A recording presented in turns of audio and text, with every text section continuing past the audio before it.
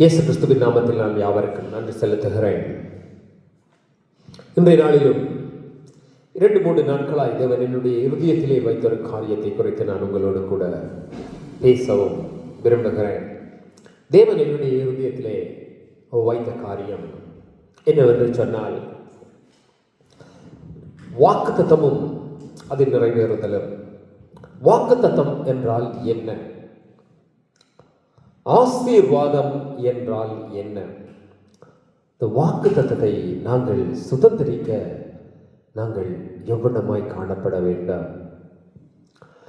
வாக்குத்தத்தம் என்பது நாங்கள் சுதந்திரிப்பதா அல்லது எங்களூடாக நிறைவேறுவதா? அநேகம் பேருக்கு வாக்குத்தத்தம் என்றால் நினைத்து கொண்டுகிறார்கள், நாங்கள் சுதந்திரிப்பது தான் வாக்குத்தத்தம் என்று. நாங்கள் சுதந்திரிப்பது பார்க்கிலும், நாங்கள் சுதந்திரிப்பது தான் வாக்குத்தத்தம் என்று சொல்வதை பார்க்கிலும், எங்கள் ஊடாக நிறைவேறும்படி தேவன் ஒன்று வாக்குத்தத்தத்தை கொடுத்து அதை நிறைவேறும் போதே அந்த வாக்குத்தத்தம் பூரணப்படுகிறது. உதாரணத்துக்கு சொல்லுவோமானால், தேவன் என்னை நித்திய ஜீவனுக்காக அழைத்திருக்கும் போது அந்த நித்திய ஜீவனுக்குள்ளே நான் பிரவேசிக்கும் போதுதான் அந்த வாக்குத்தத்தம் நிறைவேறுகிறது. ஆபிரகாமை அழைத்த தேவன், உனக்கு நான் கற்பத்தின் கனியை ஆசீர்வதிப்பேன் என்று சொன்னார். ஆனால் அவன் காத்திருந்தான். எப்பொழுது சாராள் ஒரு குமாரனை பெற்றாளோ அப்பொழுதுதான் அங்கு அது நிறைவேறும் போதுதான் அங்கு அந்த வாக்குத்தத்தம் நிறைவேறுகின்றது. இயேசு கிறிஸ்துவானவரை ஆபிரகாம் ஊடாக தேவனானவர் கொடுத்தார். அந்த வாக்குத்தத்தம் தான் வெரி இம்பார்ட்டன்டான வாக்குத்தத்தம். அதை நாங்கள் எங்களுக்கு நித்திய ஜீவனை கொடுக்கும்படி கொடுத்தார், உண்மைதான். ஆபிரகாமுக்கு ஆண்டவர் ஒரு வாக்குத்தத்தம் கொடுத்தார். அந்த வாக்குத்தத்தம் என்னென்று சொன்னால், நான் உன்னை ஆசீர்வதிப்பேன், உனக்குள்ளாக சகல வம்சங்களும் ஆசீர்வதிக்கப்படும். அந்த உனக்குள்ளாக சகல வம்சங்களும் ஆசீர்வதிக்கப்படும் என்று சொன்ன அந்த வார்த்தை இயேசு கிறிஸ்துவினூடாகத்தான் நிறைவேறும். அந்த இயேசு கிறிஸ்துவினூடாக நிறைவேற்றப்பட்ட அந்த வாக்குத்தத்தமானது அது அழிந்து போகாத வாக்குத்தத்தம், அது ஜீவன் உள்ளதான வாக்குத்தத்தம், அது என்றென்றைக்கும் நிலைத்திருக்கிறதான வாக்குத்தத்தம். அழிந்து போகிற வாக்குத்தத்தம் அது பூமிக்கு எதுவான வாக்குத்தத்தம். அழியாததும் என்றென்றைக்கும் நிலைத்திருக்கிறதான வாக்குத்தத்தம் தான் அது பரலோகத்திற்குரிய வாக்குத்தத்தம். நாங்கள் அழிகின்றதற்கு ஏதுவான வாக்குத்தத்தங்களை பெற்றுக்கொள்வதற்காக ஓடுகிறோமா, அல்லது அழியாததும் என்றென்றைக்கும் நிலைத்திருக்கிறதான வாக்குத்தத்தங்களை நோக்கி ஓடுகிறோமா? அதுதான் இன்றைக்கு பூமியிலே காணப்படுகிறதான பெரிய பிரச்சனையாய் காணப்படுகின்றது. நாங்கள் ஆசீர்வாதங்களும் வாக்குத்தத்தங்களும் என்ற உடனே நாங்கள் நினைக்கிறோம், உலகத்துக்கு உரியதும் அழிந்து போகிறதுமான ஆசீர்வாதங்களும் வாக்குத்தத்தங்களையும் நாங்கள் சுதந்திரிக்கிறவர்களாய் விரும்புகிறோம். ஆனால் ஆண்டவராகிய பிதாவாகிய தேவனும் ஆண்டவராகிய கர்த்தரும் எங்களுக்கு கொடுத்த இயேசு கிறிஸ்துவோடாக நாங்கள் சுதந்திரிக்கிற ஆசீர்வாதமானது என்றென்றைக்கு நிலைத்திருக்கிறதும் அழிந்து போகாததும் அது ஜீவனுக்கு ஏதுவானதுமாய் காணப்படுகிறது. அதனாலே தான் நாங்கள் யோவானிலே நாங்கள் வாசிக்கிறோம், என்றென்றைக்கும் அழியாததுமான அந்த நிலைத்திருக்கிறதுமான அந்த ஜீவனுள்ள வார்த்தையினாலே தேவன் எங்களை ஜெனிப்பித்தவராய் இருக்கிறார். தேவன் எங்களை எப்படி ஜெனிப்பித்தார் என்றால், அழியாததும் என்றென்றைக்கு நிலைத்திருக்கிறதுமான அந்த ஜீவனுள்ள வார்த்தையினாலே, அந்த கிறிஸ்துவாகிய அந்த வார்த்தையினாலே எங்களை கொண்டு தேவன் ஜெனிப்பித்தார் என்று சொல்லி நாங்கள் யோவான் 1வது அதிகாரத்திலே நாங்கள் வாசிக்க முடியும். அப்போ வாக்குத்தத்தமானது என்ன, அந்த சுதந்திரிக்க வேண்டிய வாக்குத்தத்தம் என்ன என்று நாங்கள் பார்ப்போமானால், அந்த இயேசு கிறிஸ்துவானவரே அந்த வாக்குத்தத்தமாய் இருக்கிறார். அந்த இயேசு கிறிஸ்துவ கூடாக நாங்கள் சுதந்திரிக்கிற நித்திய ஜீவன் ஒன்றே எங்களுக்கு தேவன் கொடுத்த வாக்குத்தத்தமாய் இருக்கிறது. ஏனென்றால் தேவனிடத்திலே இருந்து நாங்கள் பெற்றுக்கொள்வது அது என்றென்றைக்கும் அழியாததும் நிலைத்திருக்கிறதும் ஜீவனுக்கு ஏதுவானதுமாய் காணப்படுகிறது.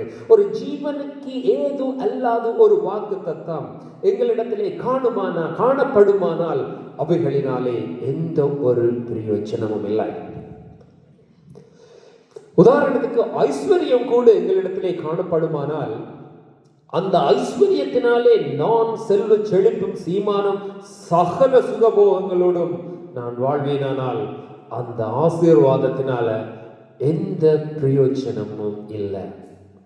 அந்த ஐஸ்வர்யத்தை வைத்து நாங்கள் அழியாத ஆத்துமாக்களை சுதந்திரித்துக் கொள்வோமானால் அந்த ஐஸ்வர்யம் ஆசீர்வாதமான ஐஸ்வர்யமாய் காணப்படும். அதனாலே தான் நாங்கள் வாசிக்கின்றோம், அழிந்து போகின்ற உங்களுடைய ஐஸ்வர்யங்களினாலே அழியாத ஆத்துமாக்களை நீங்கள் ஆதாயப்படுத்திக் கொள்ளுங்கள் என்று சொல்லி, அந்த அழியாத ஆத்துமாக்கள் என்றென்றைக்கு நிலைத்திருக்கிறதாய் காணப்படுகின்ற அந்த கிறிஸ்துவுக்கு ஊடாக பெற்றுக்கொள்ளுகிற அந்த ஜீவனுள்ள வாக்கு தத்தமாய் இருக்கிறபடியினால் அழிகின்ற ஐஸ்வர்யத்தை கொண்டு நாங்கள் அவைகளை ஆதாயப்படுத்திக் கொள்ளும்போது அந்த ஐஸ்வர்யம் அவர்களுக்கு ஆசீர்வாதமாய் மாறுகின்றபடியினால் அது ஆசீர்வாதத்துக்கு ஏதுவாய் காணப்படுகின்றது. ஆசீர்வாதத்தை கொடுக்காத, அதாவது கிறிஸ்துவை கொடுக்காதபடிக்கு காணப்படுகிற எந்த ஐஸ்வர்யமுமானாலும், எந்த கனமானாலும், எந்த மேன்மையானாலும், எந்த புகழானாலும் அது ஆசீர்வாதத்துக்கு ஏதுவானது அல்ல. ஏன் நான் இவைகளை சொல்லுகிறேன் என்று சொன்னால், எங்களுடைய இருதயம் இவைகளை விரும்புகிறது, எங்களுடைய இருதயம் இவைகளில் ஆசைப்படுகிறது. நாங்கள் தேவனுடைய பிள்ளைகளாக இருக்கிறோம், நாங்கள் தேவனால் பிறந்தவர்களாக இருக்கிறோம், நாங்கள் தேவனுக்குள்ளே வாழ்கிறவர்களாக இருக்கிறோம். ஆனாலும் நாங்கள் இவைகளை விரும்புகிறோம். பழைய ஏற்பாட்டிலே பல வாக்குத்தத்தங்கள் இருக்கின்றது. நான் உங்களோடு கூட சில காரியங்களை வெளிப்படையாய் பேச விரும்புகிறேன். இயேசு கிறிஸ்துவானவர் இந்த பூமிக்கு வந்து வாக்குத்தத்தம் கொடுத்தாரா? நான் ஏன் ஒரு நிமிஷம் தருகிறேன் என்றால் நீங்கள் யோசியுங்கள். குறிப்பிட்ட செகண்ட் நான் தருகிறேன். இயேசு கிறிஸ்துவானவர் இந்த பூமிக்கு வந்து ஒரு வாக்குத்தத்தத்தை ஒரு மனுஷனுக்கு கொடுத்தாரா என்று கேட்டால் நாங்கள் யோசிப்போம். நான் ஒரு மனுஷனை காண்பிக்க விரும்புகிறேன். ஒரு மனுஷனை தேவன் பிடிக்கின்றார், பல பேரை அவர் பிடிக்கின்றார். அதிலே ஒரு மனுஷனுக்கு ஸ்பெஷலாய் அவர் அந்த வாக்கு தத்தத்தை கொடுக்கின்றார். அதை அவர் எல்லாருக்கும் கொடுக்கின்றார். அதை சிலர் பிடித்துக் கொள்ளுகிறார்கள், சிலர் அதை பிடிக்காமல் விட்டு விடுகிறார்கள். உங்களுக்கு தெரியும், தேவனோடு கூட நடந்தவர்கள் அப்போஸ்தலர்கள். அப்ப சீமோன் பேதுருவை அவர் பிடிக்கின்றார். சீமோன் பேதுருவை பிடித்து அவர் கொடுக்கின்றார், பயப்படாதே, நான் உன்னை மனுஷரை பிடிக்கிறவனாக்குவேன், மனுஷனை பிடிக்கிறவன் ஆக்குவேன் என்று சொன்னார். அப்ப தேவன் அவரை அழைத்து அவருக்கு கொடுக்கிறார், நான் உன்னை தெரிந்து கொண்டேன் மனுஷனை பிடிக்கிறவர்களாக்கும்படி. எதற்காக? நித்திய ஜீவனுக்காக. அப்ப இயேசு கிறிஸ்துவை பிதா கொடுத்தது ஆபிரகாமினூடாக நித்திய ஜீவனை பெற்றுக்கொள்ளும்படியாக. அந்த கிறிஸ்துவை காண்பிக்க ஆண்டவர் சீமோன் பேதுருவை தெரிந்து கொள்ளுகிறார், அப்போஸ்தலர்களை தெரிந்து கொள்ளுகிறார். அவர் அவர்களுக்கு ஒரு வாக்குத்தத்தத்தை கொடுக்கின்றார், உங்களை மனுஷரை பிடிக்கிறவர்கள் ஆக்குவேன். அதை அவர்கள் நிறைவேற்றினார்கள். அதனாலே தான் இன்றைக்கு கிறிஸ்தவம் இவ்வளவு தூரம் வந்திருக்கிறது. அதாவது கிறிஸ்துவை பின்பற்றுகிறவர்கள் இவ்வளவு தூரம் வந்திருக்கிறார்கள். அன்று இயேசு கிறிஸ்து போதித்தார், உலகத்திலும் உலகத்தில் உள்ளவைகளிலும் அன்பு கூறாதிருங்கள். ஒருவன் உலக பொருளுக்கும் தேவனுக்கும் ஊழியம் செய்ய முடியாது. ஒன்றை வெறுத்து ஒன்றை அசட்டை பண்ணுவான். நான் ஊழியம் செய்கின்ற ஒவ்வொருத்தருக்கும் நான் ஸ்பெஷலாய் சொல்ல விரும்புகிறது என்னவென்று சொன்னால், நான் அவைகளை வாசிக்க விரும்புகிறேன். ஒரு சில காரியங்களை. லூக்கா 5வது அதிகாரம் 10வது வசனம். சீமோனுக்கு கூட்டாளிகளான செபதேயுவின் குமாரனாகிய யாக்கோபும் யோவானும் அந்தபடியே பிரமித்தார்கள். என்னத்தை பார்த்து பிரமித்தார்கள் என்றால், அவர்கள் வலையை போட்டபோது மீன் பிடிக்கப்படவில்லை. பிறகு ஆண்டவருடைய வார்த்தையை கேட்டு போட்டபோது அங்கு திரளான மீன்கள் பிடிக்கப்பட்டது. அப்படி இருந்த வேளைகளிலே அவைகளை பார்த்து அவர்கள் பிரமித்தார்கள். அதே நேரம் அவர்கள் பயப்பட்டார்கள். ஆனால் இயேசு அவர்களை நோக்கி சொல்லுகிறார், சீமோனை நோக்கி, பயப்படாதே, இது முதல் நீ மனுஷரை பிடிக்கிறவனாக்குவாய் என்றார். தேவன் சீமோன் பேதுருவை அழைத்து ஏன் அப்படி சொல்ல வேண்டும்? நீ என் ராஜ்யத்தின் சுவிசேஷத்தை பிரசங்கிப்பாய், அல்லது இந்த ஜனங்களுக்கு நீ என்னை போதிப்பாய், என்னை கொடுப்பாய், பல விதமாய் அவர் சொல்லி இருக்கலாம். ராஜ்யத்தின் கிருபையை நான் உனக்கு கொடுப்பேன் என்று சொன்னவர் பல காரியங்களை அவர் சொல்லி இருக்கலாம். ஆனால் அவர் சொல்லுகிறார், நான் உன்னை மனுஷரை பிடிக்கிறவராக்குவேன். அவர் ஏன் சொல்லுகிறார் என்று சொன்னால், நீ இவ்வளவு காலமும் மீன் பிடிக்கிறவனாய் இருந்தாய்.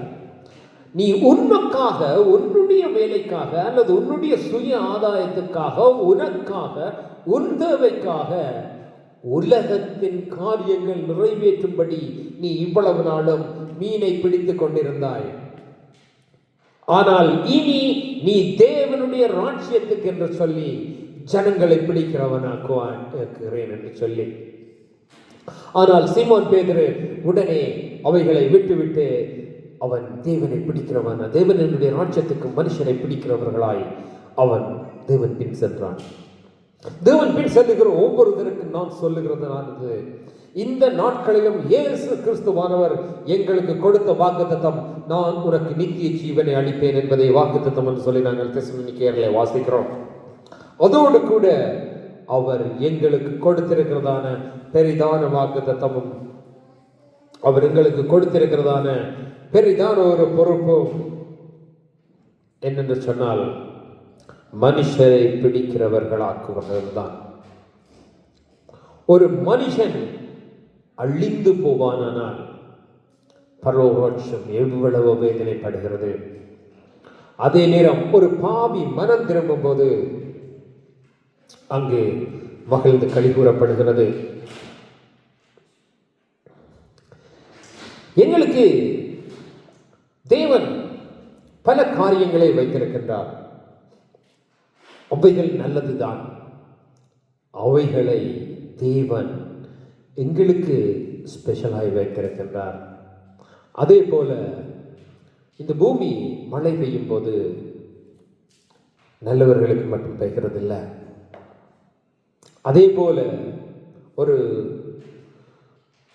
சுனாமி வரும்போது அந்த இடத்திலே நல்லவர்கள் இருந்தாலும் தேவனுடைய பிள்ளைகள் இருந்தாலும் தாக்கப்படுகின்றார்கள்.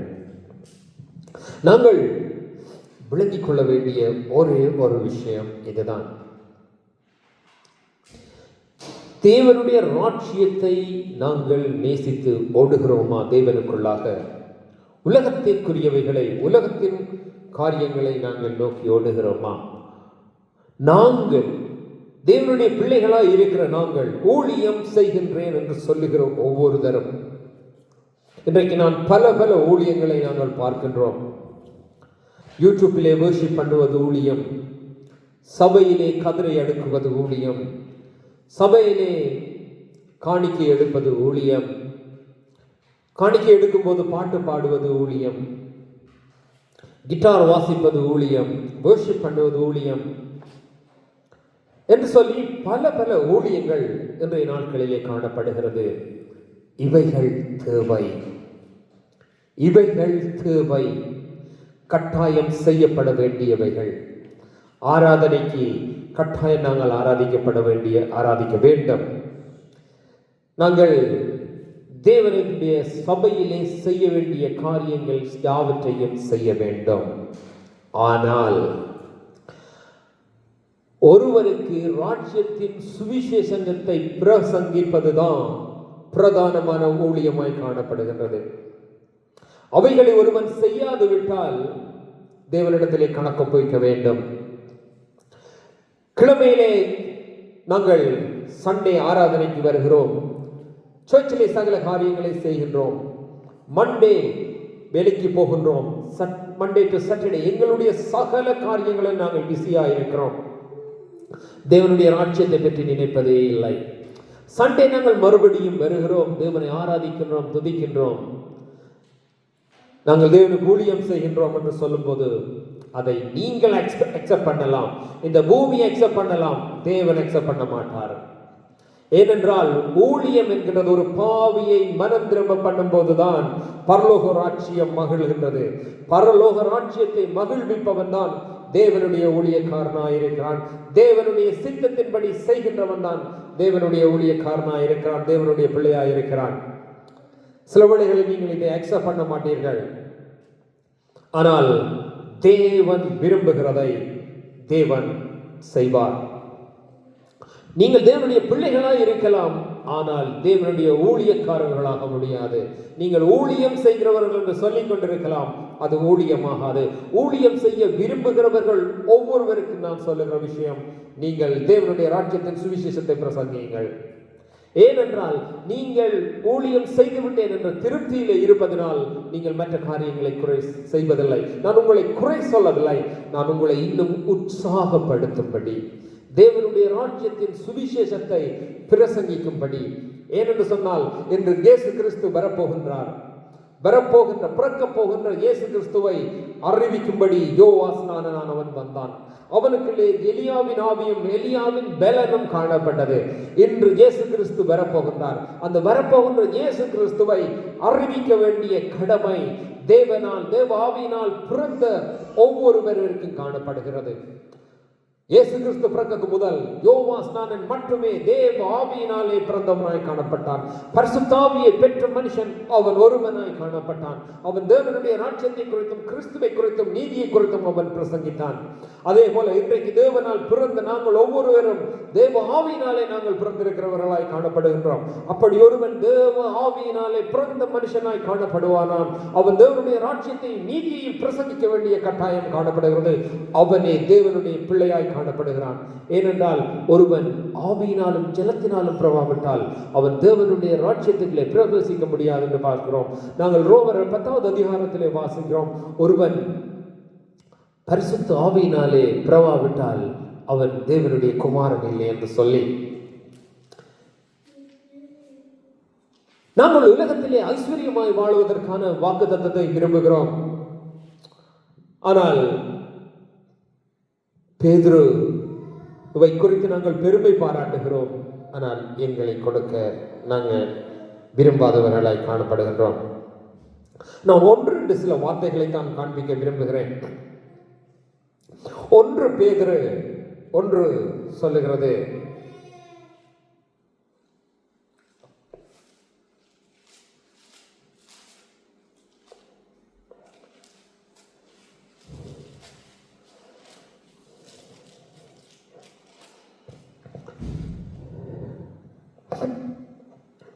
மன்னிக்க வேண்டும். 1 பேதுரு 1:23,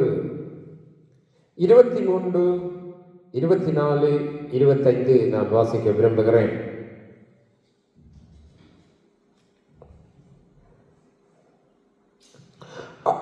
இருபத்தி 23 அழிவுள்ள வித்தினாலே அல்ல, என்றென்றைக்கும் நிலைத்திருக்கிறதும் ஜீவன் உள்ளதுமான தேவ வசனமாகிய அழிவில்லாத வித்தினாலே மறுபடியும் ஜெனிப்பிக்கப்பட்டீர்களே. மாம்சம் எல்லாம் புல்லை போலவும் மனுஷனுடைய மகிமையெல்லாம் புல்லின் பூவை போலவும் இருக்கிறது. புல் உலர்ந்த போது அதன் பூவம் உலர்ந்தது, கர்த்தருடைய வசனமோ என்றென்றைக்கு நிலைத்திருக்கும். உங்களுக்கு சுவிசேஷமாய் அறிவிக்கப்பட்ட வசனம் இதுவே.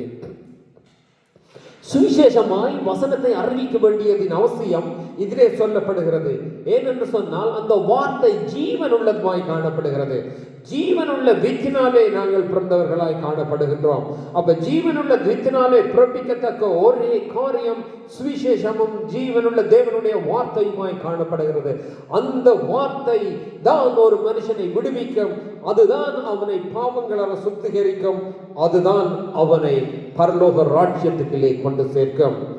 அதனாலே தான் அப்போஸ்தலனாகிய பவுல், பேதுரு அதை அறிந்தவர்கள் தங்களுடைய சகல காரியங்களையும் வெறுத்து இதுவே மேன்மையானதும் மேலானதும் என்று தெரிந்து கொண்டு அழிகின்ற உலக பொருட்களை நேசிப்பதை பார்க்கிலும் தேவனுடைய ராஜ்யத்தின் காரியங்களை நேசித்தார்கள். அன்பின் பிரியமானவர்களே, நான் இவைகளை சொல்லுவதை நீங்கள் தவறாய் எண்ண வேண்டாம். நீங்கள் ஆலயத்திலே செய்வது நல்லது செய்ய வேண்டும், நான் அதை வேண்டாம் என்று சொல்லவில்லை. ஆனால் அவைகளை பார்க்கிலும் பெரிதான ஒரு காரியம், பெரிதான மேன்மையான ஒரு ஊழியம் உங்களுக்கு இந்த பூமியிலே வைக்கப்பட்டிருக்கிறது. தேவனுடைய ஆவியினாலே பிறந்த ஒவ்வொரு மனுஷனுக்கும் நான் தேவனுடைய ஆவியினாலே பிறந்தவன் என்று நீங்கள் சொல்லுவீர்களானால் உங்களுக்கு தேவனுடைய ராஜ்யத்தின் சுவிசேஷத்தை, மனம் திரும்புதலை குறித்து அறிவிக்க வேண்டிய கட்டாயம் இருக்கிறது. ஏனென்று சொன்னால் இயேசு கிறிஸ்து பிறக்கும் முதல், நான் மீண்டும் சொல்லுகிறேன், இயேசு கிறிஸ்து பிறக்கும் முதல் இந்த பூமியிலே யோவாஸ்நானன் பரிசுத்த ஆவியினாலே நிறைந்தவனாய், பரிசுத்த ஆவியினாலே நிறைந்து பிறந்தவராய் காணப்பட்டார். இன்றைக்கு நாங்கள் பரிசுத்த ஆவியினாலே நாங்கள் பிறந்திருக்கிறோமானால் அதே யோவாஸ்நானன் அந்த ஆவியானவர் எங்களுக்குள்ளே இருப்பாரானால், கிறிஸ்துவுக்குள்ளே இருந்த ஆவியானவர் எங்களுக்குள்ளே இருப்பாரானால், அப்போஸ்தலனாகிய பேதுரு பவுலுக்குள்ளே இருந்த ஆவியானவர், ஸ்தோவானுக்குள்ளே இருந்த ஆவியானவர், தோமாவுக்குள்ளே, அந்திரேயாவுக்குள்ளே, நான் இப்படி சொல்லிக்கொண்டே போவேன். எங்கள் தேசத்துக்கு வந்து இங்கிருந்து வந்து சகல ஐஸ்வர்யங்களையும் சகல மேன்மைகளையும் சகல காரியங்களையும் விட்டு வந்து எங்களுக்காக மரித்த ஒவ்வொரு மிஷனரிகளையும் நாங்கள் நினைவு கூறுவோமானால் நாங்கள் இன்றைக்கு இல்வனமாய் வாழ விரும்ப மாட்டோம். நான் இதை சொல்லுகிறேன் என்று நீங்கள் அறிவீர்கள். யோவான் 1வது அதிகாரம் சொல்லுகிறது, 14வது வசனம், அந்த வார்த்தை மாம்சமாகி கிருபையினாலும் சத்தியத்தினாலும் நிறைந்தவராய் இயேசு கிறிஸ்துவை சொல்லப்படுகிறது, நமக்குள்ளே வாசம் பண்ணினார். அவருடைய மகிமையை கண்டோம். அது பிதாவுக்கு ஒரே பேரானவருடைய மகிமைக்கு ஏற்ற மகிமையாய் இருக்கிறது என்று சொல்லி, அப்ப அந்த வார்த்தையானது மாம்சமாகி எங்களுக்குள்ளே வருகின்றது. அது எங்களுக்குள்ளே நிறைந்திருக்கிறது. எப்படி அந்த வார்த்தை? அது அழிவில்லாத வார்த்தை, அழிவில்லாததும் என்றென்றைக்கும் நிலைத்திருக்கிறதுமான வார்த்தையாய் காணப்படுகிறது. அது உலக தோற்றத்துக்கு முதல் காணப்படுகிறது. அதனாலே தான் நான் சொல்லுகிறேன், எங்களை உயிர்ப்பித்த தேவன், எங்களுக்கு கொடுக்கப்பட்ட நித்திய ஜீவன் என்றது, எங்களுக்கு கொடுக்கப்படுகின்ற வாக்குத்தத்தம் என்றது அழிகின்றதை பெற்றுக் கொள்ளும்படி ஓடுவது அல்ல, அழிகின்ற காரியங்களை நேசிப்பது அல்ல, அழியாததும் என்றென்றைக்கு நிலைத்திருக்கிறதுமான நித்திய ஜீவனுக்கு ஏதுவான ஜீவ வசனங்களின்படி பிறந்த நாங்கள் அதை குறித்து மேன்மை பாராட்டி ஓடுவதையே தேவன் விரும்புகின்றவராய் இருக்கின்றார். தேவன் எல்லாவற்றையும் எங்களுக்கு என்று வைத்திருக்கின்றார். தேவன் எங்களுக்கு ஆகாரத்தை கொடுத்திருக்கின்றார். இந்த விதையை நீ போட்டால் அது முளைக்கும், ஆகாரத்தை போட்டால் முளைக்கும். அதற்கு நான் வாக்குத்தத்தம் பண்ணி காத்திருக்க தேவையில்லை. எங்களுக்கு நாங்கள் வேலைக்கு போனால் எங்களுக்கு ஆகாரம் உண்டாயிருக்கும், அதற்கு வாக்குத்தத்தத்துக்காக காத்திருக்க தேவையில்லை. அது இந்த பூமியில யாவருக்கும் கிடைக்கின்றது, அதற்கு பரிசுத்த ஆவியானவருக்கு காத்திருக்க தேவையில்லை. வேலைக்கு போய் சம்பளம் எடுத்து ஆசீர்வாதமாய் வாழ்வதற்கோ, ஐஸ்வர்யமானாய் உழைத்து இந்த பூமியிலே வாழ்வதற்கோ, அல்லது ஐஸ்வர்யத்தை சுதந்திரித்து இந்த பூமியிலே வாழ்வதற்கோ பரிசுத்த ஆவியானவர் தேவையில்லை. ஆனால் தேவனுடைய ராஜ்யத்தை நீதியை பிரசங்கிப்பதற்கும் என்றென்றைக்கு நிலைத்திராததும் அழிவில்லாததுமான ராஜ்யத்துக்குள்ளே பிரவேசிப்பதற்கும் பரிசுத்த ஆவியானவர் தேவையாயிருக்கின்றார். அதற்கு மனம் திரும்புதல் தேவையாயிருக்கிறது. அதற்கு பாவ மன்னிப்பு தேவையாயிருக்கிறது. அதற்கு இயேசு கிறிஸ்துவானவர் தேவையாயிருக்கின்றார். அந்த இயேசு கிறிஸ்துவானவரை நாங்கள் கொடுக்க வேண்டுமானால் மனம் திரும்புதலுக்கென்று பாவ மன்னிப்பின் பிரசங்கத்தை நாங்கள் செய்ய வேண்டியவர்களாய் காணப்படுகின்றோம். அதனாலே தான் எங்களுடைய சிந்தை இவைகளால் நிறைந்திருக்கின்றது. அழிகின்ற இந்த ஜனங்களை தேவனுடைய ராஜ்யத்துக்குள்ளே சேர்க்கும்படியா, அல்லது இந்த அழிகின்ற உலக பொருட்களை, அழிகின்றதுக்கு ஏதுவானவைகளை சுதந்தரித்து அவைகளை ஏன் பண்ணி அவைகளுக்காக வாழ்ந்து மரிப்பதா? அழிகின்றவைகளை நாங்கள் சம்பாதித்து சேர்த்து வைத்து வாழ்கின்ற வாழ்வு பிரயோஜனமற்றது. அது உலகத்துக்கு மகிமையை கொடுக்கலாம், உலகத்திலே அது மகிமையா எண்ணப்படலாம், உலகத்திலே மேன்மையா எண்ணப்படலாம். தேவனுக்கு முன்பாக அது மேன்மையாய் எண்ணப்பட மாட்டாது, கனமாய் எண்ணப்பட மாட்டாது. அதனாலே தான் அவர் சொன்னார், ஜோவானிலே நாங்கள் வாசிக்கும் போது சொல்லுகிறார், நீங்கள் 1 ஜோவானிலே நாங்கள் வாசிக்கும் போது சொல்லுகிறார், நீங்கள் அழிகின்ற உலக பொருள்களுக்காக அவைகளை நீங்கள் தேடாமல் அழியாததும் என்றென்றைக்கு நிலைத்திருக்கிறதுமான ஜீவனுக்கு எதுவான தேவனுடைய வசனங்களை தேடுங்கள் என்று சொல்லி, நாங்கள் என்னையும் சேர்த்து சொல்லுகிறேன், நாங்கள் ஒவ்வொருவரும் எவ்வளவு பிரயாசப்படுகின்றோம், தேவனுடைய ராஜ்யத்துக்காக நாங்கள் எவ்வளவு பிரயாசப்படுகின்றோம். நாங்கள் சொல்லுகிறோம், தேவனுடைய ராஜ்யத்தை நீதியை தேடுங்கள், அப்பொழுது உங்களுக்கு எல்லாம் கொடுக்கப்படும். இதில் 2 விஷயம் இருக்கு.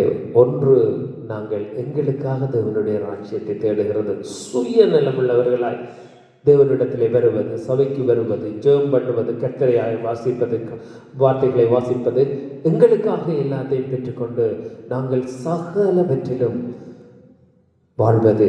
இன்னொன்று விஷயம் இருக்கும், மற்ற பக்கம். நீங்கள் தேவனுடைய ராஜ்யத்துக்காக தேவனுடைய ராஜ்யத்தையும் நீதியையும் தேடுகிறீர்களா? அதாவது தேவனுடைய ராஜ்யத்தையும் அவருடைய நீதியையும் இந்த பூமியில கொடுக்க விரும்புகிறீர்களா? தேவனுடைய ராஜ்யத்தையும் தேவனுடைய நீதியாகிய கிறிஸ்துவையும் பூமிக்கு கொடுப்பவனே தேவனுடைய ஊழியக்காரனாயிருக்கிறான். அதைத்தான் நான் சொல்ல வருகிறேன். நானும் கிறிஸ்துவனாய் பிறந்ததல்ல, நான் இதை என்னுடைய இருதயத்தில் வருகிறபடி நான் சொல்லுகிறேன். நான் கிறிஸ்தவனாய் பிறந்தவன் அல்ல. பிறப்பு முதல் நான் இந்த வேத வாக்கியங்களை வாசித்து வளர்ந்தவன் அல்ல. நானும் இப்போ கொஞ்சம் வருஷங்கள் தான் நானும் இயேசு கிறிஸ்துவை ஏற்றுக்கொண்டவன். நானும் சபைகளுக்கு போய் வந்தவன், சபையிலே உள்ள ஊழியங்களுக்கிலே நான் செய்தவன், அவைகளிலே நான் விரும்பினவன். ஆனால் அந்த நேரத்தில் கூட இந்த சபையிலே செய்கின்ற ஊழியங்களை விட நான் வெளியிலே செய்கின்றதை அதிகம் பிரியப்பட்டவன். இல்லை என்று யாரும் சொல்ல முடியாது, இதை பார்க்கிற யாரும் சொல்ல முடியாது. ஏனென்றால் நான் வாழ்ந்த சபையிலே இருந்தவர்களுக்கு தெரியும், என்னோடு கூட பழகினவர்களுக்கு தெரியும், நான் அதிக பிரயாசப்பட்டது எதிலே என்று. நான் என்னை சொல்ல வரவில்லை, ஏனென்றால் சபை ஊழியங்களை செய்கிறதை விரும்புங்கள், நானும் செய்தவன் என்று சொல்ல வருகிறேன். செய்யுங்கள், செய்ய விரும்புங்கள், தேடுங்கள், சபைக்காக ஓடுங்கள். தேவனுடைய ராஜ்யம் சபையிலே தான் வெளிப்படும். ஆனால் அவைகள் எல்லாவற்றிலும் மேலான ஒரு வேலை இருக்கிறது. அதான் ஆண்டவர் சொன்னார், அறுப்பு மிகுதியோ இருக்கிறது, வேலையாட்களை எஜமானிடத்தில் வேண்டிக் கொள்ளுங்கள் என்று சொல்லி பிதாவாகிய தேவனிடத்திலே நாங்கள், ஆண்டவரே, அறுப்பு அதிகமாக இருக்கிறது, வயல் விளைச்சிருக்கிறது, ஜனங்கள் அதிகமாக இருக்கிறாங்க, வேலையாட்களை அனுப்புங்க ஜெபம் பண்ணுறது மட்டும் போதாது, அறுவடைக்கு வெளிக்கிட வேண்டும், அறுவடைக்கு தயாராகுங்கள். தேவன் மேல் பிரியமுள்ளவர்களாக இருந்தால், தேவனுடைய ராஜ்யத்திலே பிரியமுள்ளவர்களாக இருந்தால், வெளியிலே இருக்கிற ஜனங்கள் நரகத்துக்கு போயிடுவாங்களே, அழிந்து போயிடுவாங்களே என்று உங்களுடைய இருதயத்திலே வேதனை உண்டாயிருக்குமா இருந்தால் மாத்திரம் இவைகளை செய்யுங்கள். இதோடு கூட நான் இன்னொரு காரியத்தை நான் உங்களுக்கு காண்பிக்க விரும்புகிறேன்.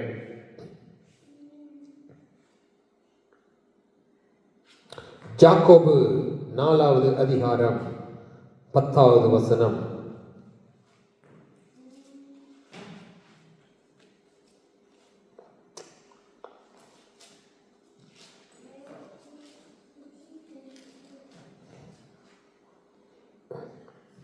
கர்த்தருக்கு முன்பாக தாழ்மைப்படுங்கள், அப்பொழுது அவர் உங்களை உயர்த்துவார். கர்த்தருக்கு முன்பாக தாழ்மைப்படுங்கள், அவர் உங்களை உயர்த்துவார். ஏன் இந்த நேரத்தில் நான் இவைகளை சொல்லுகிறேன் என்று யோசிக்கலாம். இவைகளை நான் புறப்பே பண்ணி கொண்டிருக்கும் போது இந்த வசனத்தை ஆண்டவர் என்னுடைய இருதயத்திலே காண்பித்தார். ஏனென்றால் ஊழியம் என்பது இன்றைக்கு பெருமையான காரியமாய் மாறிவிட்டது. அவன் தன்னை தாழ்த்துகிறவன் தான் ஊழியக்காரன். தேவனுக்கு முன்பாக என்றால் எப்பொழுதும் தன்னை தாழ்த்துகிறவன் தான் ஊழியக்காரன். ஜெபம் பண்ணுகிறவன், முழங்கால் படியிட்டு ஜெபம் பண்ணும்போது தன்னை தாழ்த்துகிறவன் நல்லதுதான். ஆனால் எப்பொழுதும் எல்லா இடங்களிலேயும் எங்கேயும் தன்னை தாழ்த்துகிறவன் தேவனுடைய ஊழியக்காரன். ஏனென்றால் தேவன் எப்பொழுதும் என்னை காண்கின்றவராய் இருக்கின்றார். அதனால் இந்த ஆண்டவர் லூக்கா 9:23 சொன்னார், என்னை பின்பற்றுகிறவன் தன்னைத்தான் வெறுத்து என்னை பின்னே வர கடவன் என்று சொல்லி. நான் இதை முடிக்க விரும்புகிறேன். நான் உங்களிடத்திலே சொல்லுகிற காரியம், ஆண்டவருக்கு ஊழியம் செய்யுங்கள், ஆண்டவரோடு சந்தோஷமாயிருங்கள், சர்ச்சிலே ஊழியங்கள் செய்யுங்கள், நல்லதுதான். ஆனால் சர்ச்சிலே செய்கின்ற ஊழியத்தோடு மட்டும் நின்று விடாதீர்கள். ஏனென்றால் அது தேவனுக்கு முன்பாக ஊழியமாய் காணப்பட மாட்டாது. நாங்கள் சர்ச்சிலே செய்கின்ற வர்ஷிப் பண்ணுகிறது நல்லது. மற்றவர்கள் முன்பாக வர்ஷிப் லீடராய் இருக்கலாம். மற்றவர்கள் முன்பாக நாங்கள் தேவனை துதிக்கிறவர்களாய், தேவனுக்காக வாழுகிறவர்களாய் நாங்கள் காணப்படலாம். அது தேவனுடைய ராஜ்யத்துக்கு பிரயோஜனமற்றது. தேவனுடைய ராஜ்யத்திற்கு பிரயோஜனம் உள்ளதாய் காணப்பட வேண்டுமானால், நீங்கள் தேவனை பிரதிபலிக்க வேண்டுமானால் தேவனுடைய ராஜ்யத்தின் சுவிசேஷத்தை பிரசங்கிங்கள். ஏனென்றால் நான் மீண்டும் மீண்டும் என்னுடைய இருதயத்திலே வைக்கிற காரியம் ஒன்று ஒன்றுதான். எப்படி யோவாஸ்நாதன் இந்த பூமியிலே வந்து தேவனை வெளிப்படுத்தினாரோ, வரப்போகிற கிறிஸ்துவை அறிவித்தாரோ, இனி வர இருக்கின்ற கிறிஸ்துவை நீங்கள் அறிவிக்கும்படியாய், ஜனங்கள் மனம் திரும்பும்படியாய், ஜனங்கள் படும்படியாய். வாக்குத்தத்தம் என்பது உங்களுக்கு நீங்கள் பெற்றுக்கொள்வது மாத்திரம் வாக்குத்தத்தத்தின் நிறைவேறுதல் அல்ல. மீண்டும் மீண்டும் சொல்லுகிறேன், வாக்குத்தத்தம் என்பது நாங்கள் நினைக்கிறோம் நாங்கள் சுதந்திரிப்பது தான் வாக்குத்தத்தம். நோ, எங்கள் ஊடாக நிறைவேறுகிறது தான் வாக்குத்தத்தம். ஆபிரகாமை அழைத்த தேவன், ஆபிரகாமை ஆசீர்வதித்த தேவன், உனக்குள்ளாக சகல வம்சங்களும் ஆசீர்வதிக்கப்படும் என்று சொன்ன தேவன் இயேசு கிறிஸ்துவு கூடாக அதை நிறைவேற்றினார். பேதுருவை மனுஷனை பிடிக்கிறவனாக்குவேன் என்றார். பேதுருவை அவர் கொண்டு மனுஷனை பிடிக்கிறவன் ஆக்கினார். நீ வாக்குத்தத்தை பெற்றிருக்கின்றாயா? தேவனுடைய பிள்ளையாக நீ ஒரு வாக்குத்தத்தை பெற்றிருக்கின்றாயா? அந்த வாக்குத்தத்தம் உனக்கூறாக நிறைவேறுகிறதை காணப்பண்டு, அப்பொழுதுதான் அந்த வாக்குத்தத்தம் உனக்கூறாக நிறைவேறும். இதோடு கூட நான் முடித்துக் கொள்ள விரும்புகிறேன். பிதாவே, இந்த வேளையிலே உம்முடைய சமூகத்திலே ஒப்புக்கொடுக்கிறேன். நீர் ஆதி முதல் இன்று வரை இருக்கின்றீர். நீர் எங்களுக்கு சகலவற்றையும் தந்திருக்கிறீர். யாத்ராகமம் 23:25 சொல்லுகிறது, கர்த்தரை சேவிக்க கடவீர்கள், அவர் உன் அப்பத்தையும் தண்ணியையும் ஆசீர்வதித்து உன் வியாதியை உன்னிலிருந்து விலக்குவார். நீங்கள் தேவனை சேவிக்கும் போது அவர் உங்களுடைய அப்பத்தையும் தண்ணியையும் ஆசீர்வதித்து உங்களுடைய வியாதியை நீக்கிற தேவனாய் இருக்கிறார். ஆண்டவரே, ஒவ்வொரு பிள்ளைகளையும் அப்பத்தையும் தண்ணீரை நீர் ஆசீர்வதித்து என் வியாதியை அவர்களிலிருந்து விலக்குகிற தேவனாய் இருக்கிறேன். உம்முடைய ராஜ்யத்தின் புத்திரர்களாய், உம்முடைய ராஜ்யத்தின் விதையை விதைக்க நீங்க அவர்களுக்கு கிருபை பாராட்டும்படியாய் செபிக்கிறேன். இதை பார்க்கின்ற ஒவ்வொருவருக்கும் கர்த்தாவே இருதயத்தின் சிந்தை உண்டாயிருக்கும்படியாய் செபிக்கிறேன். சகலவற்றையும் இயேசுவின் வல்லமையுள்ள நாமத்தில் ஒப்புக்கொடுத்து செபிக்கிறேன் பிதாவே.